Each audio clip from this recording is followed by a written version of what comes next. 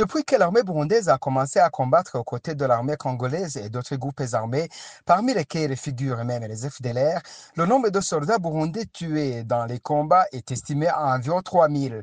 Certains d'entre eux ont été capturés et retenus pendant plusieurs mois par le M23, bien que le gouvernement burundais ait nié leur identité, minimisant les faits, surtout à une époque où il n'avait pas encore officiellement reconnu être engagé militairement contre ce groupe rebelle. Par la suite, les autorités burundaises ont fini par admettre avoir signé des accords de coopération militaire avec le gouvernement de Kinshasa. Cependant, les troupes continuent à être envoyées de manière discrète dans une opération opaque, alors même que les renforts ne permettaient pas de contenir la progression des M23. Celui-ci a continué à s'emparer de positions stratégiques dans la province de Kivu, y compris notamment la prise de Goma et Bukavu, en dépit des milliers de mercenaires étrangers, les Burundais y compris.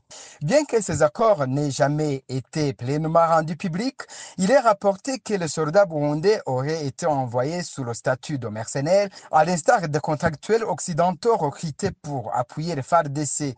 Un soldat burundais gagnerait jusqu'à $5000 américains, une somme qui serait ensuite partagée entre certains hauts gradés de l'armée burundaise et des responsables politiques, y compris, selon certaines sources, le chef de l'État lui-même.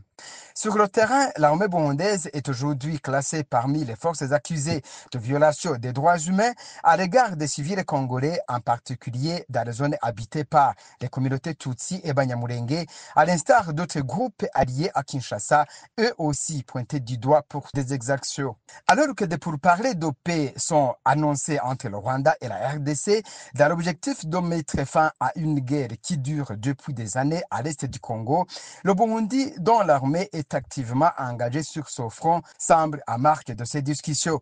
Dès lors, une question majeure agite l'opinion publique. L'armée burundaise rentrera-t-elle simplement au pays sans poser de conditions, sans demander de compte pour des milliers de morts, les blessés et les prisonniers?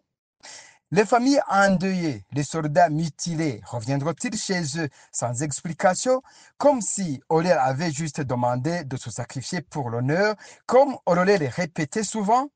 Ou bien le Burundi exigera-t-il justice et reconnaissance pour ce lourd tribut payé dans une guerre qui, pour beaucoup, ne le concernait pas directement?